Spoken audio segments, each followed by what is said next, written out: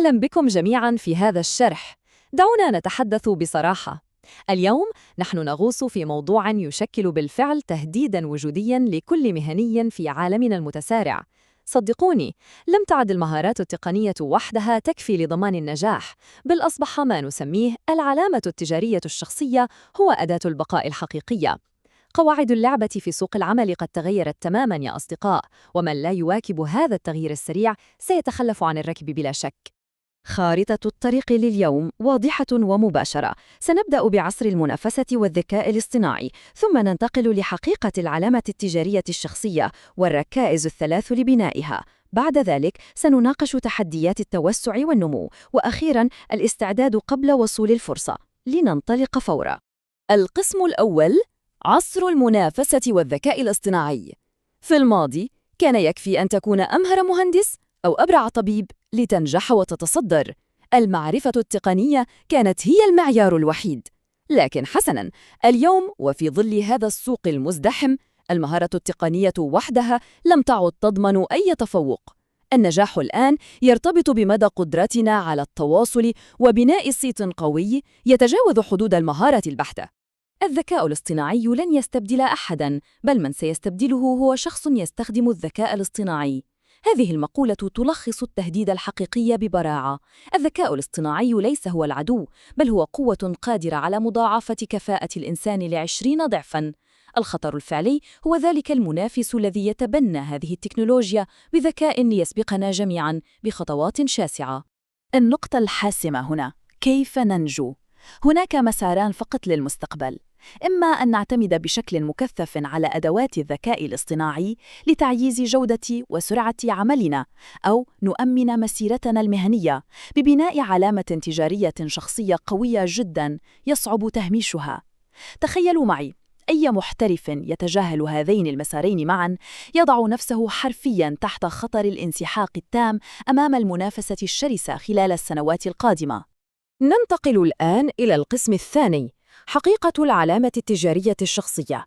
وهنا يجب أن نطرح سؤالاً جوهرياً: ما الذي يفصل حقاً بين علامة تجارية صلبة ومجرد شهرة عابرة؟ الكثيرون للأسف يخلطون بين الأمرين بشكل قد يدمر مسيرتهم. لنتأمل هذا التعريف معاً، فهو يصحح الكثير من المفاهيم. في السابق ظن البعض أن العلامة التجارية تعني مجرد حصد ملايين المتابعين، لكن الحقيقة أعمق بكثير. العلامة الحقيقية هي تلك المشاعر والأفكار الدقيقة التي تتبادر إلى القلب والعقل فور سماع اسم شخص معين. عندما نخاطب الوجدان بهذا الشكل، يصبح التنافس التقليدي على الأسعار أو الجودة أمراً لا معنى له، ونصبح في مكانة متفردة تماماً. دعونا نقارن بين المؤثر الضخم والمؤثر الدقيق. المؤثر الذي يمتلك ملايين المتابعين ويتحدث في كل شيء غالباً ما يفقد مصداقيته، لأن الجمهور ببساطة لا يرى فيه خبيراً حقيقياً. في المقابل نجد مؤثراً دقيقاً يمتلك ربما 200,000 متابع فقط، ولكنه متخصص في مجال ضيق جداً كالسيارات مثلاً. هذا الشخص قادر على تحقيق مبيعات وتأثير يفوق الأول بمراحل. العبرة دائماً بجودة الجمهور وعمق التخصص، وليست بالكثرة العددية الفارغة، أليس كذلك؟ القسم الثالث: الركائز الثلاث لبناء العلامة. بناء علامة شخصية ليس سحراً أو لغزاً أكاديمياً معقداً، بل هو هيكل متين يقوم على 3 ركائز عملية وواضحة يمكن لأي محترف تطبيقها. لنبسط هذه الركائز، تبدأ القصة بربط الاسم بالمجال، كأن يعرف شخص بأنه خبير في قطاع المبيعات. ثم نرتقي إلى النتيجة، أي قدرته على تحقيق أهداف ملموسة كزيادة إيرادات الشركات. وأخيراً، وهي الضربة القاضية، العاطفة، كأن يعرف هذا الخبير بأنه يقدم المعلومة بأسلوب ممتع لا يشعر أحداً بالملل أبداً. هكذا تحفر العلامة في الأذهان بقوة وتكتمل أركانها. النقطة الحاسمة هنا هي الوضوح المطلق. تعقيد العلامة التجارية أو محاولة التحدث بألغاز وكأننا نقرأ المستقبل لن يؤدي إلا إلى إرباك الجمهور وتدمير كل ما بنيناه. البساطة، الاتساق، والوضوح المباشر الذي لا يتطلب شروحات معقدة هي الشروط الذهبية لنجاح واستمرار أي وسم شخصي لكي يعيش طويلاً. وصلنا إلى القسم الرابع: تحديات التوسع والنمو. مع النجاح المذهل تظهر تحديات جديدة ومعقدة، فتحويل علامة ناجحة إلى كيان واسع يضعنا أمام عقبات تتطلب ذكاء إداريا استثنائيا. معضلة التوسع تتلخص في أن العلامة الشخصية هي حرفياً سيف ذو حدين. هي تمنح انطلاقة صاروخية، نعم، لكن عندما يرتبط كل تفاصيل العمل بشخص واحد يصبح تفويض المهام شبه مستحيل، لأن العملاء يريدون هذا الشخص باسمه.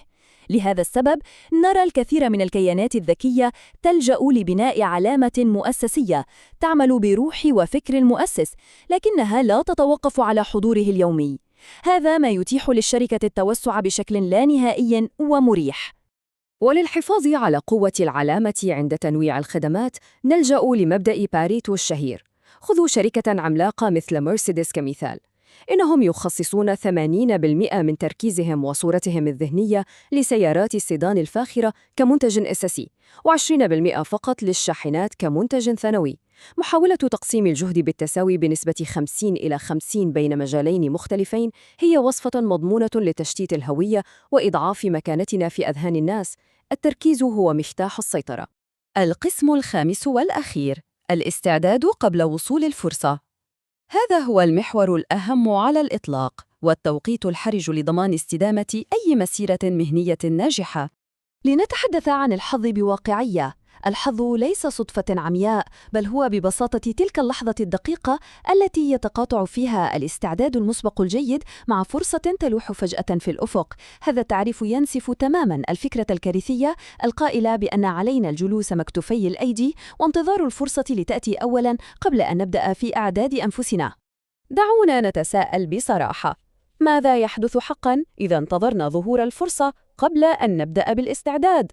الواقع المؤلم والمنطقي هو أنه بحلول الوقت الذي ننتهي فيه من تجهيز أنفسنا وتطوير مهاراتنا ستكون الفرصة قد تلاشت واقتنصها شخص آخر كان مستعداً بالفعل منذ زمن.